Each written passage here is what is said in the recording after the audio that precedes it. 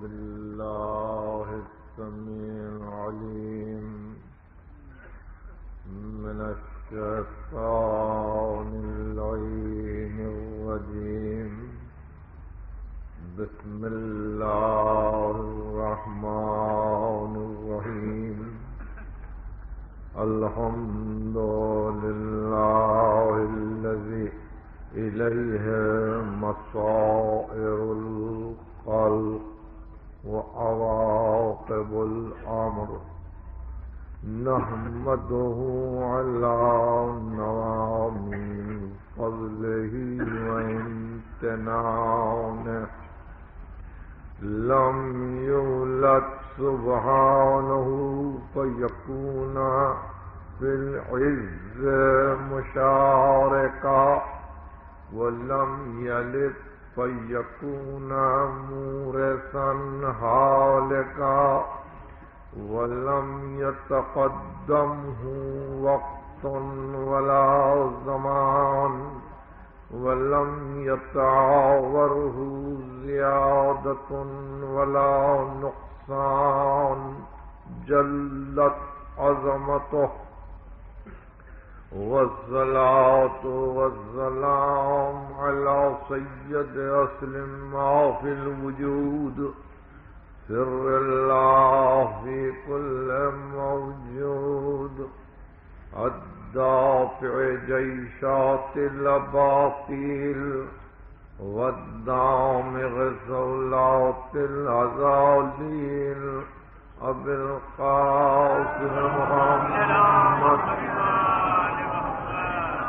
وأهل بيته الطيبين الطاهرين المعصومين المظلومين، الذين أذهب الله عنهم الرجس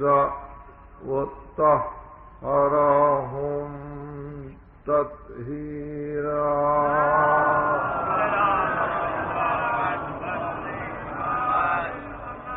أما بعد، فقد قال الله سبحانه وتعالى في محكم كتابه الحكيم. بسم الله الرحمن الرحيم. تنزيل الكتاب من الله العزيز الحكيم. إنا أنزلنا إليك الكتاب بالحق فاعبد الله مخلصا له الدين. ألا لله الدين الخالص. صلوات.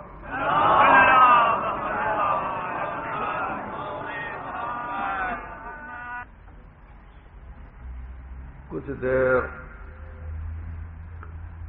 زحمت دہی منظور ہے. کل کی تقریر اگر آپ کو یاد ہے تو دل تو یہی چاہتا تھا کہ گفتگو وہیں سے مسلسل ہو جائے، لیکن آج چند اہم امور پیش نظر ہیں. یہ گفتگو آپ سنیں، آپ یاد رکھیں، اور جہاں جہاں آج صحت کے ساتھ ریلے میں میری آواز پہنچ رہی ہے، وہ احباب بھی اس گفتگو کو محفوظ کریں.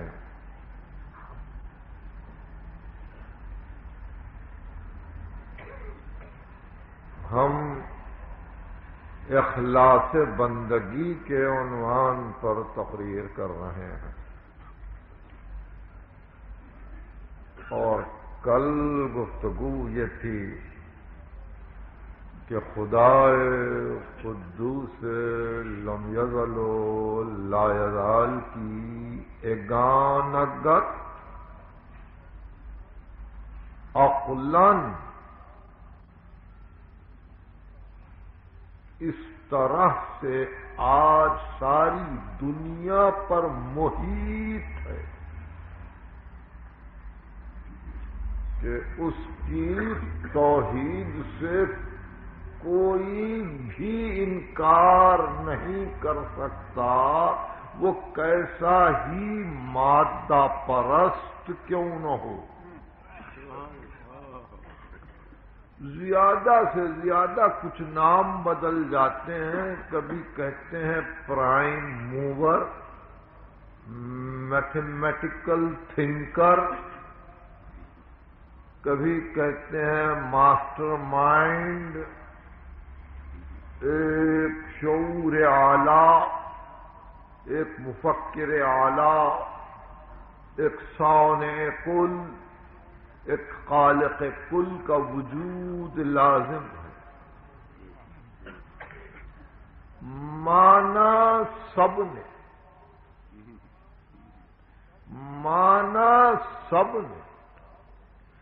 صرف یہی ہے کہ پیدا کیا، اس نے پیدا کیا۔ بحث جہاں سے شروع ہوتی ہے وہ یہ ہے کہ آج ساری دنیا میں جہاں جہاں محکمہ آثار قدیمہ کا زمینوں کے طبقات کو کھود کھود کر پرانے اور قدیم تمدنوں کو نکال رہا ہے، وہاں بعض وقت زمین کی عمیق ترین گہرائیوں سے لاکھوں برس پہلے کے انسانوں کے ڈھانچے ملے، مگر اس طرح سے کہ ان کے ساتھ ساتھ، ان ڈھانچوں کے ساتھ ساتھ ان کے بنائے ہوئے خدا بھی موجود تھے، ان کے ترشے ہوئے خدا بھی موجود تھے۔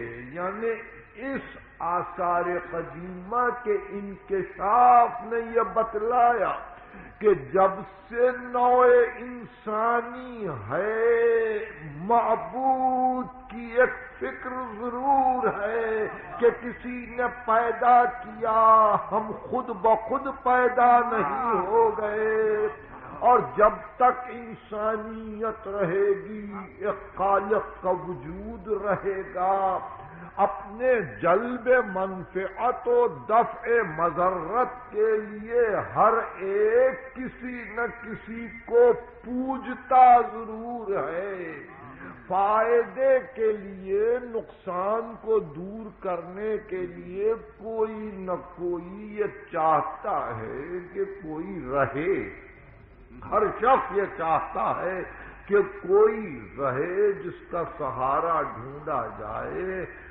مگر وحی ربانی نے آیے محکم سے بتلا دیا کہ وہ ایک ہے، احد ہے، صمد ہے، لم یلد ہے ولم یولد ہے ولم یکن لہ کفوا احد ہے۔ اس کی توحید کو نہ کسی کی محبت سے اثر پہنچتا ہے، نہ کسی سے عشق کریں تو اس کی محبت زائل ہوتی ہے، نہ کسی کی مجلس کی جائے تو اس کی محبت سے اثر ہوتا ہے، نہ کسی کا ماتم کیا جائے تو اس کی توحید میں شرک آتا ہے۔ اس کی توحید منزہ ہے، مبرہ ہے، اعلی ہے، اجل ہے، اکمل ہے۔ ہمارے تمام طریقہ زندگی سے، اس لیے میں کل کہہ رہا تھا کہ یہ جو آپ جمع ہو رہے ہیں یہ فقط اسی لیے جمع ہو رہے ہیں کہ محمد کا پیغام رہ جائے۔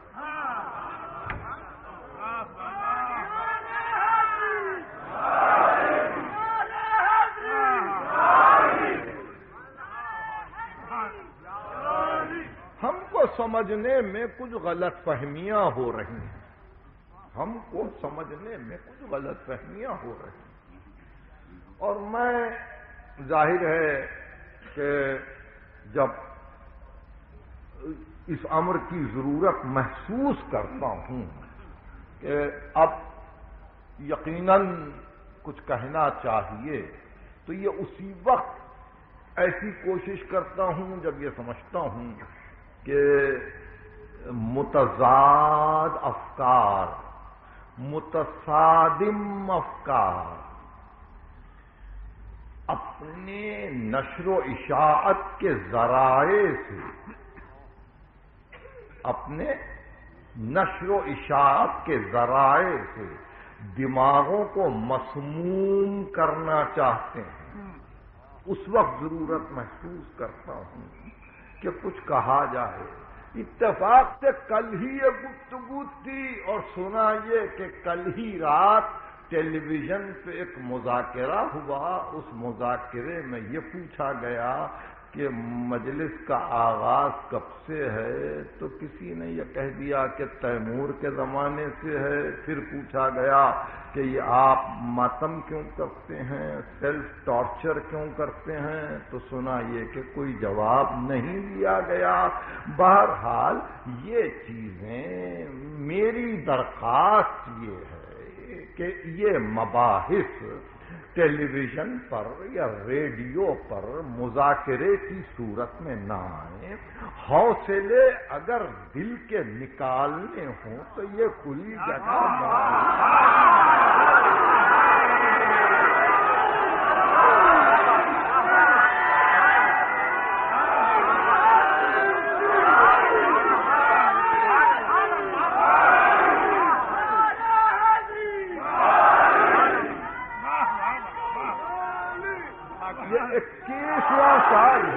یہ 21واں سال ہے خالدینہ ہال میں جبکہ میں گفتگو کر رہا ہوں۔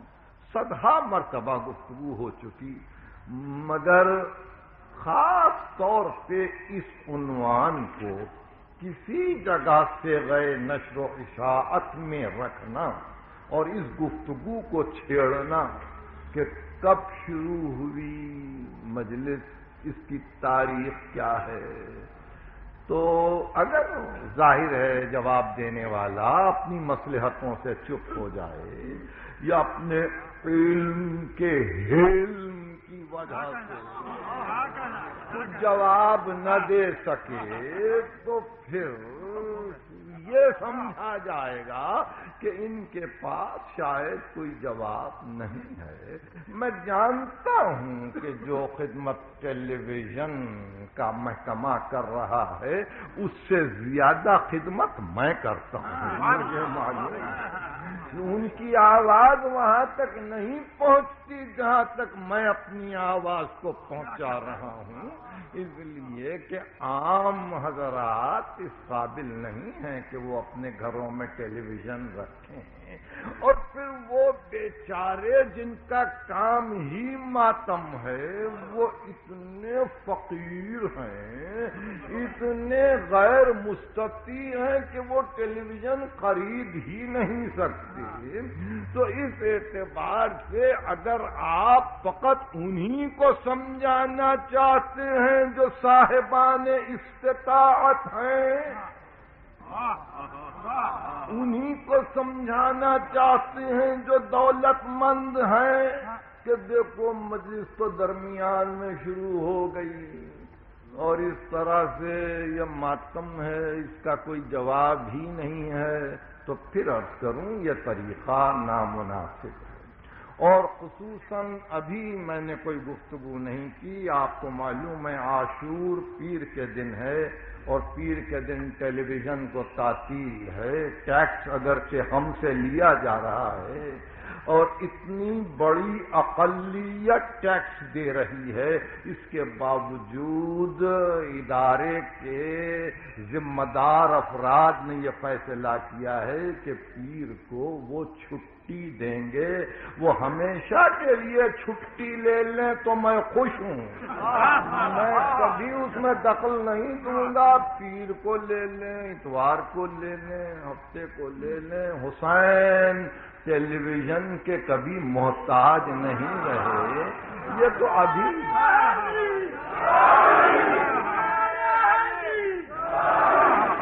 تو ابھی آیا ہے نا کراچی میں، ابھی آیا ہے. ہم تو گفتگو بہت قدیم زمانے کی کر رہے ہیں.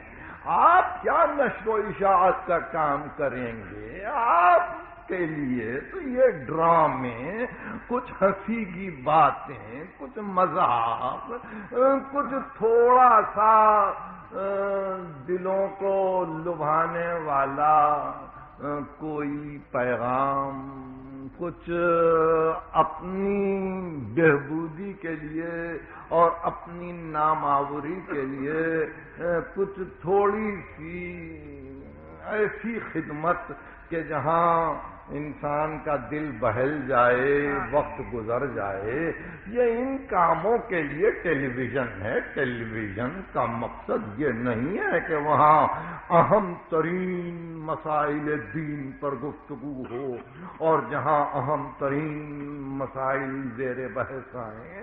اس لیے میں سمجھ رہا تھا کہ یہ کچھ نامناسب سی بات ہو گئی، اور گفتگو جب تفصیل سے ہوگی تو شاید میں اور بھی کوئی وقت نکالوں گا یہ بتلانے کے لیے کہ اگر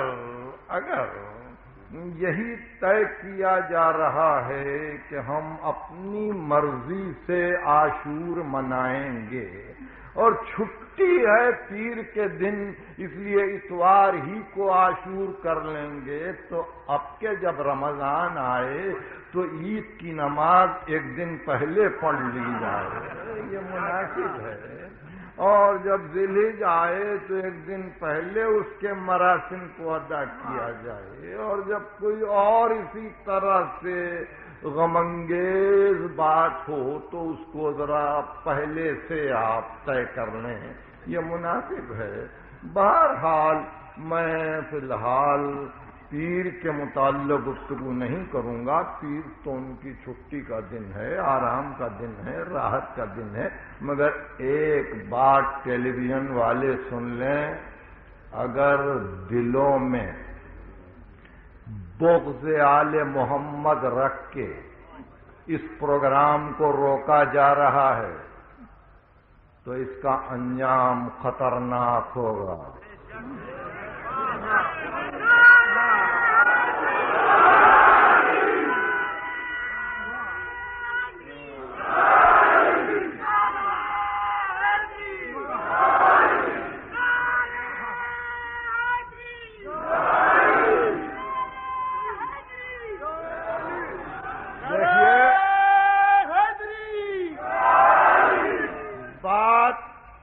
مذہبی ہے، سیاسی نہیں، مگر مشرقی پاکستان سے ہمارے محترم بزرگ جب آواز دیتے ہیں تو کہتے ہیں گھیرو اور جلاؤ، کاٹو اور مارو.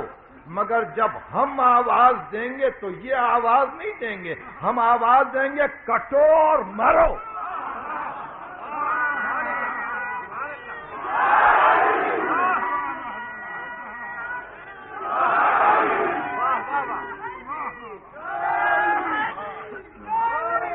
ہم نقصان نہیں پہنچائیں گے، ہم بغاوت پر آمادہ نہیں کریں گے. یہ زنجیریں ہماری ہاتھوں میں خود اس بات کی دلیل ہے کہ یہ دل دیا ہے اسی لیے اللہ نے، یہ جگر دیا ہے اسی لیے، یہ سینے دیے ہیں اسی لیے کہ ان کو زخمی کر کے دنیا کو ایک پیغام پہنچایا جائے تاکہ سب کی آنکھیں کھلی رہیں کہ آج 10ویں ہے محرم کی، وہ پیر ہو کے اتوار.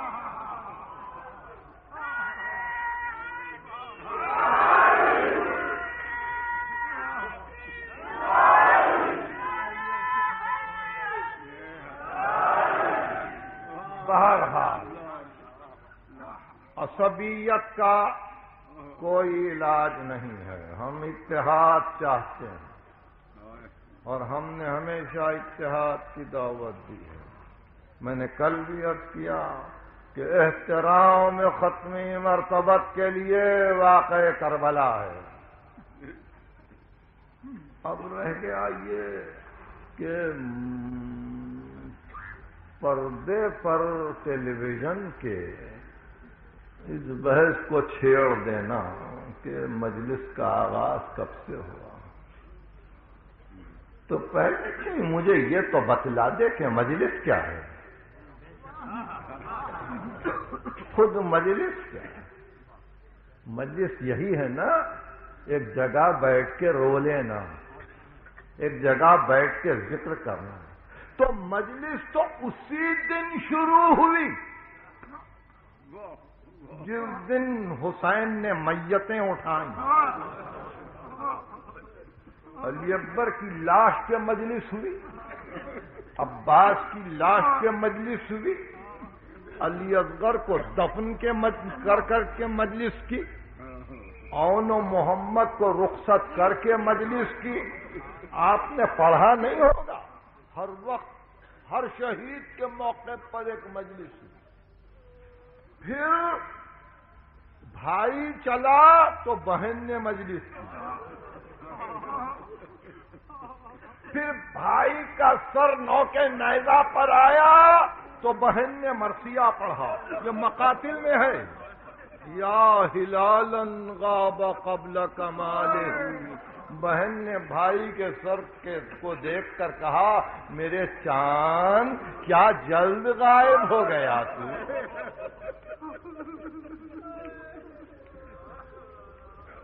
آپ کس مجلس کو پوچھ رہے ہیں؟ یہ مجلس خالق دین ہال والی، یا آپ حقیقت میں اس مجلس کو پوچھ رہے ہیں کہ جہاں لوگ بیٹھ کے ذکر شہداء کریں؟ تو مجلس تو اسی دن شروع ہوئی، اسی دن شروع نہیں۔ آپ مسند امام احمد ابن حنبل دیکھیں، مجلس تو رسول نے کی، اور یہ کہہ کے کہ ام سلمہ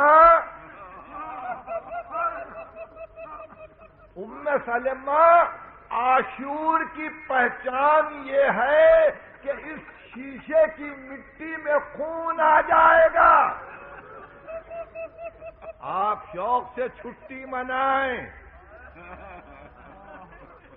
آپ شوق سے چھٹی منائیں، ہم کو فکر نہیں ہے، ہم کو فکر نہیں ہے، ہمارا پیغام رکتا نہیں ہے، ہم راستہ بھر چیختے ہوئے جاتے ہیں، ہم راستہ بھر پکارتے ہوئے جاتے ہیں۔ کوئی ہم کو آج تک ڈرا نہ سکا، کوئی قیامت تک ہم کو ڈرا نہ سکے گا، کوئی آج تک ہماری راہ بدل نہ سکا، کوئی قیامت تک ہماری راہ بدل نہ سکے گا۔ فقط معروضہ یہی تھا کہ پوچھنا ہو تو راست آ کے یہاں پوچھیں کہ تاریخ کیا ہے، تو ہم آپ کو ایک ایک سن بتلائیں گے کہ بھائی کے بعد بہن نے کہاں کہاں مجلس کی۔ کوفے میں مجلس ہوئی، کوفے کے قید خانے میں مجلس ہوئی، شام کے دربار میں مجلس ہوئی، شام کے قید خانے میں مجلس ہوئی، عابد بیمار نے مجلس پڑھی، سکینہ کی میت سے مجلس ہوئی، پھر یزید کے گھر میں مجلس ہوئی، پھر جب واپس آئی مدینے تو روز مجلس ہوئی، یہاں تک کہ عابد بیمار کو کہنا پڑا پھپھی اماں قیامت کی دھوپ ہے، پھپھی اماں آپ صحن سے اندر چلے، تو رو کے کہا بیٹا میرا بھائی تو تیروں کی بوچھار میں پڑا تھا۔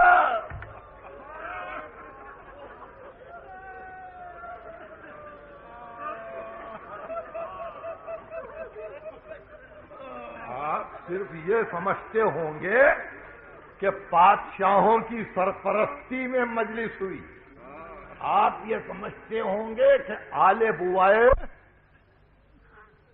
یا خاندان چنگیز کے کسی تاجدار یا شاہان صفوی کے دور میں مجلس کا آغاز ہوا؟ نہیں میرے عزیزو، نہیں، خود یزید کے گھر میں جب ہندا بنت عامر ابن عبداللہ نے کہا یزید سے بلاؤں شہزادی کو گھر میں، تو کہا بلا لے۔ شہزادی کی خدمت میں آئی تو کہا آؤں گی، ایک شرط، بھائی کی مجلس ہوگی، بھائی کی مجلس ہوگی۔ تو ہاتھ میں بھائی کا سر لے کے زینب نے مجلس پڑھی۔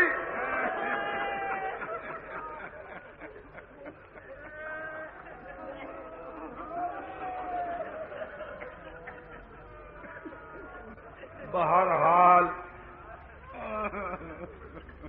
شہادت کے بعد، شہادت کے ساتھ، شہادت کے قبل میرے پاس تاریخ ہے، تاریخ ہے۔ صفین کی لڑائی سے واپس ہوتے ہوئے ایک مقام پہ علی رک گئے اور بہت روئے، بہت روئے۔ لوگوں نے کہا مولا خدا آپ کی آنکھوں کو نہ رلائے، کیوں روتے ہیں؟ کہا یہ کربلا ہے، یہ میرے بچوں کا مدفن ہے، یہاں میرے بچے ذبح ہوں گے۔ اصحاب روئے اور علی نے ذاکری کی۔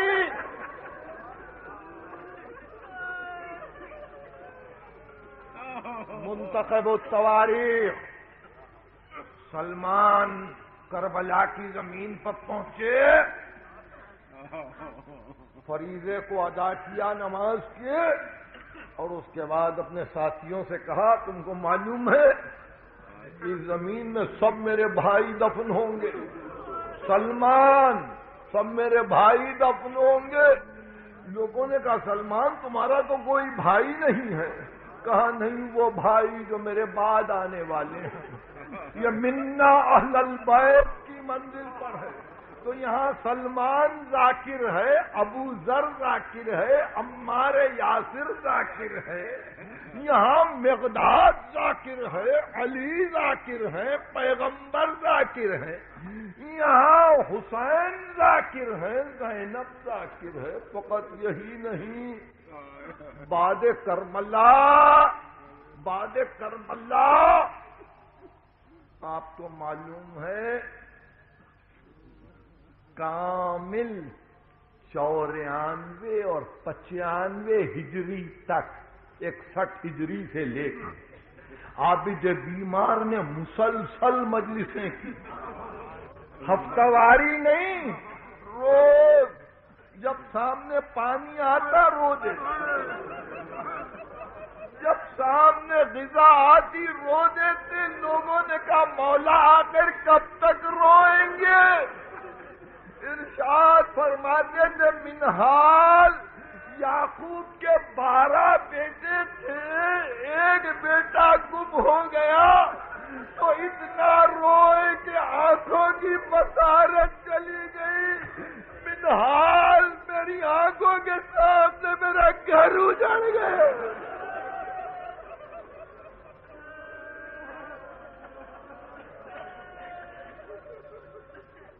عابد بیمار نے مجلس کی، مشہور فقیہ زہری نے آ کے بیٹی کی شادی کی دعوت دی۔ آپ نے فرمایا زہری بعد کربلا ہم شادیوں میں نہیں جاتے۔ دیکھا آپ نے قیام مجلس، بعد کربلا ہم شادیوں میں نہیں جاتے۔ کہا مولا میری بڑی تمنا تھی آپ میرے گھر آتے۔ کب زہری میں ضرور آؤں گا، ایک مجلس کر لیں، ایک مجلس کر لیں۔ تو آپ نے دیکھا شادی کا آغاز مجلس۔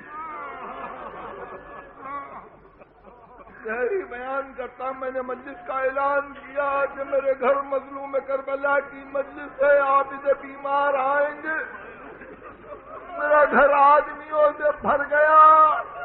امام آئے تو میں نے ہاتھوں کو جوڑ کے کہا صدر دالان میں آئیے۔ ارشاد فرمایا نہیں زہری، وہاں میری دادی آئی ہے۔ صفے نعال میں بیٹھوں گا جہاں جوتے جوڑتے، اور سب کے آخر میں بیٹھ گئے۔ ظہری بیان کرتا ہے جب ذاکر نے مرثیہ شروع کیا اتنا روئے کہ روتے روتے بے ہوش۔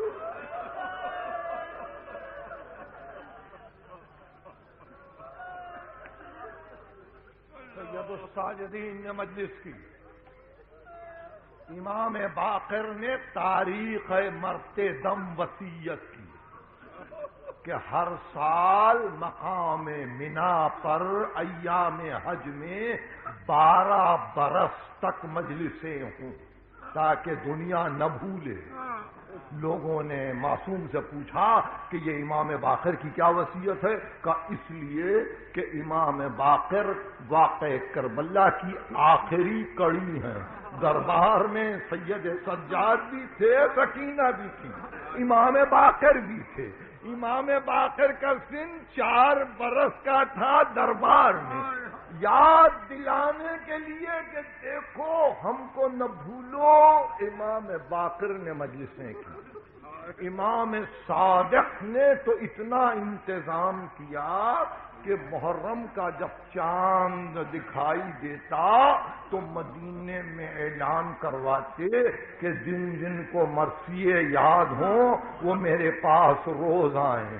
لوگ مرثیے کہتے، امام کی خدمت میں آتے۔ راوی کہتا ہے کہ ایک دن میں پہنچا، میری طرف دیکھ کے کہا کوئی مرثیہ یاد ہے؟ عرض کیا ہاں مجھے یاد ہے۔ تو امام نے کہا پڑھ، اور ایک ممبر میرے لیے رکھ دیا گیا۔ میں ممبر کے قریب کھڑے ہو کر میں نے مرثیہ شروع کیا۔ امام نے کہا کیوں کھڑا کیوں ہو گیا؟ عرض کی فرزند رسول امام نیچے بیٹھے میں ممبر پہ کیسے جاؤں؟ کہا میری اجازت ہے، میرے جد کا ذکر ہے، جاؤ اوپر جاؤ، میرے جد کا ذکر ہے۔ وہ کہتا ہے کہ میں ممبر پہ پہنچا، میں نے مرثیے کا 3 شعر پڑھا تھا کہ ایک مرتبہ سیدانیوں کے رونے کی آواز آئی۔ میں نے مرثیے کو بند کر دیا تو گھبرا کے میری صورت دیکھی اور کہا رکتا کیوں ہے؟ عرض کیا مولا شہزادیوں کی آواز آ رہی ہے۔ کہا ماتم حسین میں یہ فکر نہ کر۔ مجلس کی تاریخ آپ پوچھتے ہیں، مجلس کی تاریخ یہ ہے کہ امام موسیٰ بن جعفر نے مجلسیں کی مدینے میں۔ امام رضا خراسان گئے تو ابن شبیب کہتا ہے کہ ذوالحجہ کی 29 تاریخ تھی اور ایک میں نے امام کو دیکھا کہ صحرا میں آئے، میرا ہاتھ تھاما کا ابن شبیب کیا چاند نظر آیا؟ میں نے ان کی فاطمہ کے لال وہ چاند بے اختیار آنکھوں سے آنسو بہنے لگے اور میری طرف دیکھ کے کہا ابن شبیب۔ تاریخ مجلس پوچھنے والے اس جملے کو لکھ لیں، یہ امام رضا کا جملہ ہے۔ ابن شبیب ان كنت باقیا علی شیء فبک علی جدی الغریب۔ اے ابن شبیب اگر کسی بات پہ رونا آئے تو میرے جد مظلوم پہ رو لے۔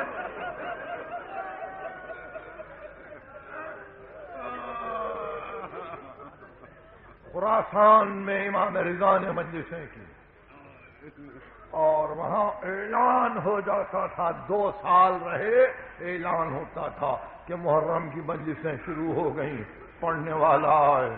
ایسے میں ایک مرتبہ وہ پڑھنے والا بھی آیا کہ جس کا امام کو انتظار تھا، دیوبند آیا اور دیوبند نے آ کے مرثیہ پڑھا، ممبر پہ بیٹھ کے پڑھا۔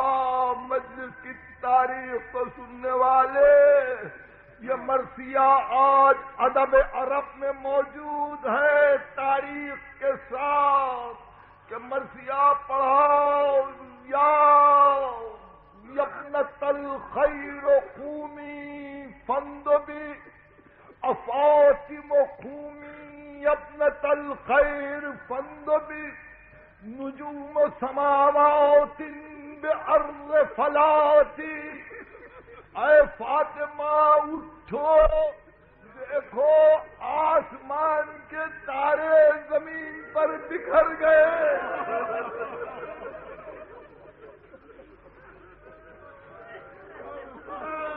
یہ مشہور ادب عرب کا مرثیہ ہے جو مجلس میں پڑھا گیا۔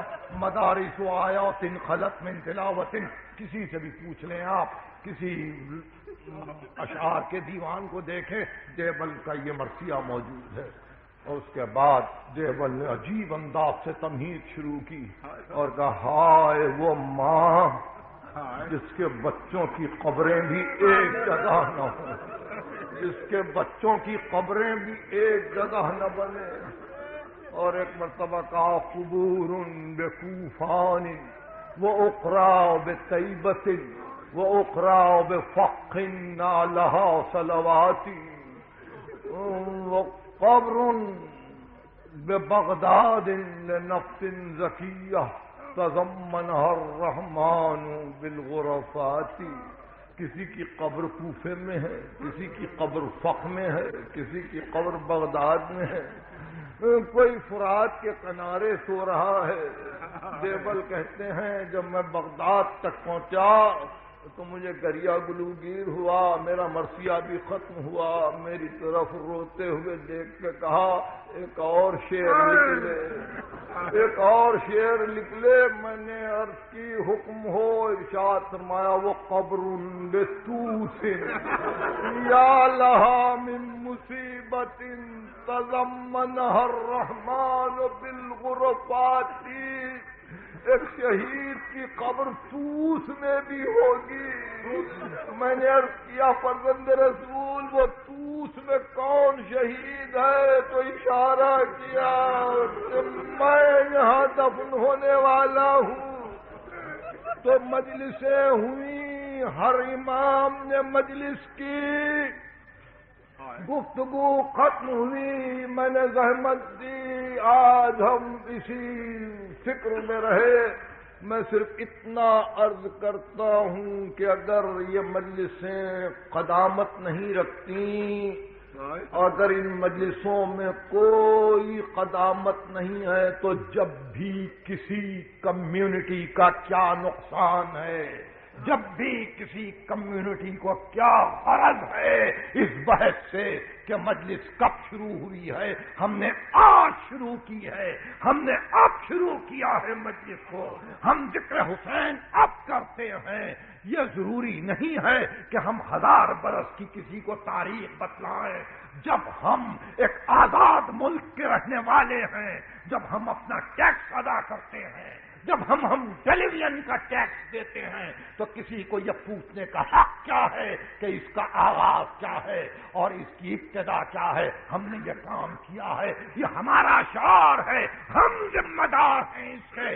ہم سے پوچھو کہ اس مجلس کا فائدہ کیا ہے، ہم سے پوچھو کہ اس مجلس کا انجام کیا ہے، ہم سے پوچھو کہ اس مجلس کی غرض کیا ہے، تو اس وقت بتلائیں گے ہم تم کو کہ یہ دنیا میں جو تم آج ٹھوکریں کھا رہے ہو اور تمہاری سیاست جو تم کو ٹھوکریں کھلا رہی ہے، اگر تم مجلس کر لیتے تو ہمیشہ کے لیے محفوظ ہو جاتا۔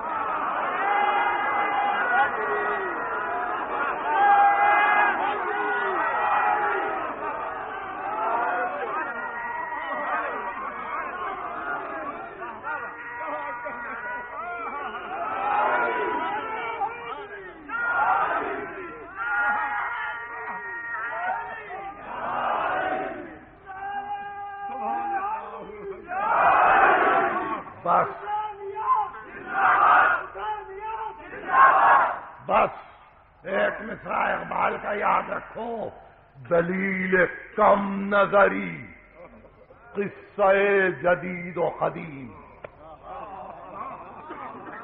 دلیل کم نظری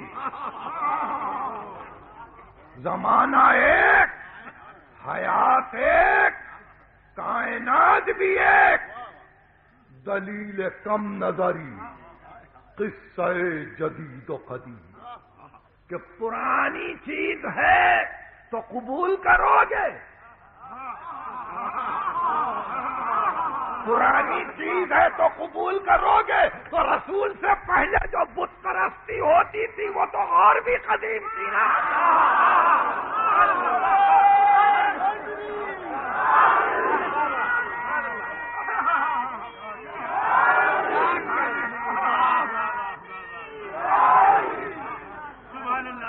بہرحال ہم ایک مرتبہ پھر بڑے احتیاط کے ساتھ یہ معروضہ کر رہے ہیں کہ ان معاملات میں نہ الجھنے کی کوشش کریں، نہ ان معاملات کو مذاکرات میں لانے کی کوشش کریں، اس لیے کہ اس سے اتحاد کو نقصان پہنچے گا، اتحاد کو نقصان پہنچے گا۔ اب مجلس کا ذکر ختم ہوا، اب رہا ماتم۔ ماتم تو جس کا گھر اجڑتا ہے وہ ماتم کرتا ہے، کی تاریخ کیا پوچھتے ہو؟ جس کا گھر اجڑتا ہے وہ ماتم کرتا ہے، اپنے آپ کو نقصان پہنچاتا ہے، کسی اور کو تو نہیں۔ تم کیوں ڈر رہے ہو؟ سینے ہمارے پھٹ رہے ہیں، دنیا کیوں حیران ہے؟ کلیجے ہمارے چھلنی ہیں، دلوں میں کیوں آگ لگ رہی ہے؟ تو جس کا گھر اجڑتا ہے وہ ماتم بھی کرتا ہے، فریاد بھی کرتا ہے، اور یہ تو رسول کا گھر ہے۔ اب رسول سے محبت ہے تو خود ماتم کرے، رسول سے محبت ہے تو خود روئے، اور اگر رسول سے بے تعلقی ہے تو کچھ نہیں۔ رسول کیا چھوڑ کے گئے تھے؟ دنیا نے کہا کہ رسول مال نہیں چھوڑتا، مال نہیں چھوڑتا، ہم بحث نہیں کریں گے، مگر رسول نے بیٹی تو چھوڑی تھی، ایک بیٹی تو تھی نا رسول کی، ایک بیٹی جو ہر صبح جائے باپ کی قبر پہ اور جا کے فریاد کرے، صبت علیہ مصائب اللہ، صبت علی الایام سرن لیا، بابا آپ کے بعد مجھ پہ وہ مصیبتیں پڑی بابا کہ اگر روز ہائے روشن پہ پڑتی ہوں مصیبتیں تو شب تار ہو جاتے۔ ماتم کی باتیں نہ پوچھو، اب یہ ایک اور مجلس کا عنوان بن جائے گا۔ بہرحال ہو رہا ہے، ہونے دو، اس کو کسی مذاکرے کے ذریعے، اس میں اصلاح نہیں ہوتی، اس میں اصلاح کی گنجائش نہیں ہے۔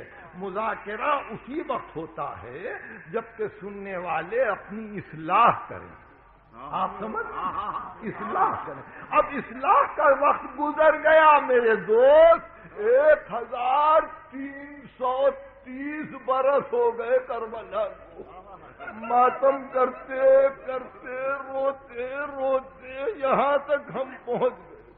ہم نہیں رہیں گے، یہی نسلیں رہیں گی۔ اب رہ گیا کسی کو حق کیا ہے تو کراچی کی 4 لاکھ سے زیادہ کی ہماری آبادی ہے، ہم اپنے حقوق رکھتے ہیں، اور اگر ان حقوق کے لیے آواز بلند کی جائے تو تلملا جاؤ گے۔ اب تک ہم نے گفتگو نہیں کی، اور ہم نہیں چاہتے کہ گفتگو ہو، اس لیے کہ مسائل پہلے سے موجود ہیں، مگر ایک بات یاد رکھیے کہ ملک کی 2 اہم سیاسی جماعتوں سے ان مسائل پر ہم گفتگو کریں گے۔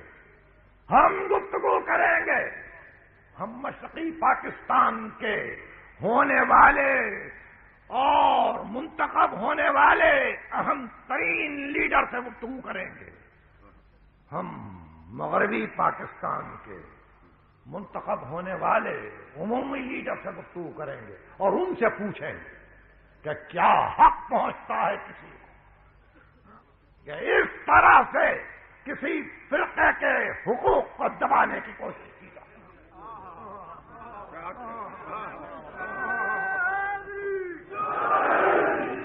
بس میں نے تقریر ختم کی۔ بات یہ ہے انسان ہو تو دل بھی ہو، دل ہو تو درد بھی ہو۔ مجھے تو انسانیت میں شک ہے۔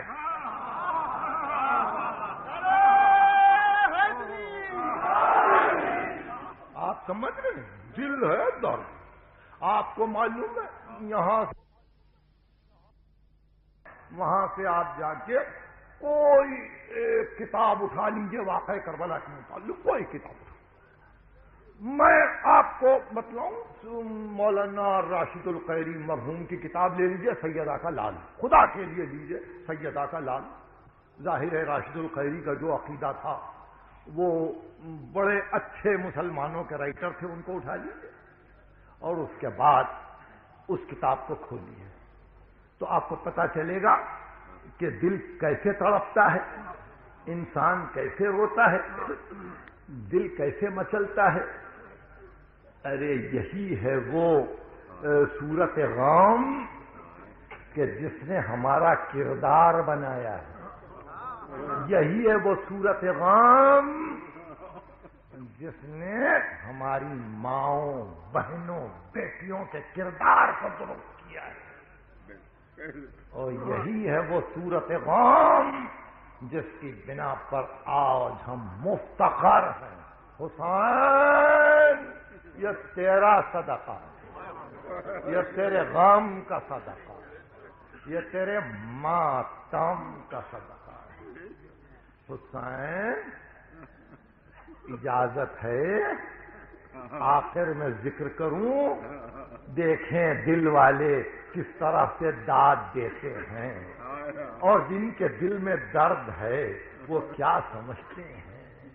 دیکھیے کربلا کے میدان میں جب 10ویں محرم کی شام ہوئی اور جب خیمے جلے تو 2 چھوٹے بچے ایک مرتبہ فوجوں کے دل سے نکل کر ایک راستے میں بھاگ کھڑے ہو گئے۔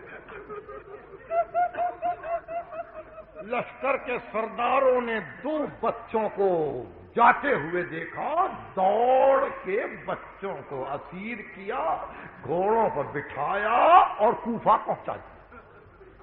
ابن زیاد کے سامنے یہ بچے قافلہ پہنچنے سے پہلے پہنچے۔ ابن زیاد نے کہا کون ہو؟ تو کہا ہم مسلم ابن عقیل کے بچے، ہم مسلم کے بچے۔ بچوں کو چھپانے کی کیا ضرورت تھی؟ کہا کربلا میں آگ لگی، ہم بھاگ رہے تھے، انہوں نے پکڑا۔ کہا اچھا قید کر دو۔ بچے قید میں گئے، پھر ماں قید میں آئی، کوفے سے شام چلی گئی، بچے ماں سے مل نہ سکے، بچے ماں سے مل نہ سکے۔ 1 سال پورا گزر گیا، اس میں عیدیں بھی گزری، رمضان کی عید بھی گزری، ذی الحجہ کی عید بھی گزری۔ بھائی نے بھائی سے کہا اب شام کو جب زندان بان آئے تو اس سے بات کر کے دیکھیں کیا کہتا ہے۔ جب اس نے روٹی رکھی تو چھوٹے بچے نے جس کا سن 7 برس کا تھا، زندان بان کے ہاتھ پہ ہاتھ رکھا، اس نے صورت دیکھی، دیکھا آنکھوں سے آنسو بہ رہے۔ پوچھا بچوں کچھ کہنا ہے؟ تو چھوٹے بچے نے پوچھا تو محمد مصطفیٰ کو جانتا ہے؟ کہا کیوں نہیں، وہ میرے رسول تھے۔ کہا تو علی مرتضیٰ کو جانتا ہے؟ کہا کیوں نہیں، وہ رسول کے بھائی تھے۔ کہا تو عقیل کو جانتا ہے؟ کہا ہاں، وہ علی کے بھائی۔ کہا زندان بان ہم عقیل کے پوتے ہیں، ہم مسلم کے بیٹے، اتنا سننا تھا کہ قدموں پہ گر پڑا۔ شہزادو 1 سال گزر گیا نا، 1 سال گزر گیا، آپ نے کبھی نہیں کہا کہ مسلم کے بچے قید ہیں۔ دروازے کو کھول دیا، کہ جاؤ جاؤ۔ جاتے جاتے ایک مطلب پاؤں کو ہاتھ لگا کے کہا قیامت کے دن شکایت نہ کرنا، اپنے جد سے شکایت نہ کرنا، مجھے معلوم نہیں تھا۔ بچے چلے، رات اندھیری، راستہ بھول گئے، قاتل کے گھر میں پہنچے۔ حارث کی بیوی نے پناہ دی، بچے سو گئے، خواب میں دیکھا باپ آیا ہے اور آ کے کہتا ہے گھبرانا نہیں، کل صبح بلا لوں گا، کل صبح بلا لوں گا۔ صبح ہوئی، قاتل آیا، بچوں کو اس گھر میں پایا، دونوں کے گیسو تھامے، ان کو ستون سے باندھا۔ مرزا دبیر نے کہا ڈر گئے، سہم گئے، کانپ گئے بیچارے، یا علی کہنے پہ ظالم نے تماچے مارے۔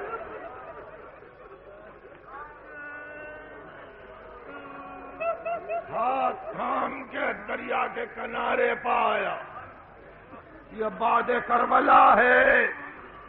اگر دل ہے، دل میں درد ہے، اور اگر صاحب اولاد ہو تو سنو۔ اس نے تلوار کھینچی تو بچوں نے کہا انعام چاہتا ہے، مدینہ لے چل، بہت انعام دلا دیں گے۔ ابن زیاد کے پاس زندہ لے چل، ہم کچھ کہہ لیں گے، ہماری زلفیں کاٹ کے بازار میں بیچ دے، جو مل جائے لے لے۔ کا کچھ نہیں، کا 2 رکعت نماز پڑھ لے۔ بچوں کو نماز کی اجازت ملی، بچوں نے آستینیں الٹی، تجدید وضو کی، 2 رکعت نماز پڑھی، آخری سجدے میں کہا پروردگار ہمارے اور ہمارے قاتل کے درمیان محاکمہ فرما۔ سجدے سے سر اٹھایا تو چھوٹا بھائی پہلے قاتل سے لپٹ گیا، کہا دیکھ بڑے کو میرے سامنے قتل نہ کرنا، پہلے مجھے قتل کر۔ بڑا بھائی قاتل سے لپٹ گیا، کہا یہ چھوٹا ہے، ارے اس کو قتل نہ کرنا، پہلے مجھے قتل کر۔ یا اللہ، اے کربلا والے حسین، جب علی اکبر گرے حسین آئے، جب قاسم گرے حسین آئے، جب عون محمد گرے حسین آئے۔ ارے فرات کے کنارے یہ 2 بچے تڑپ رہے ہیں، کوئی نہیں ہے کہنے والا۔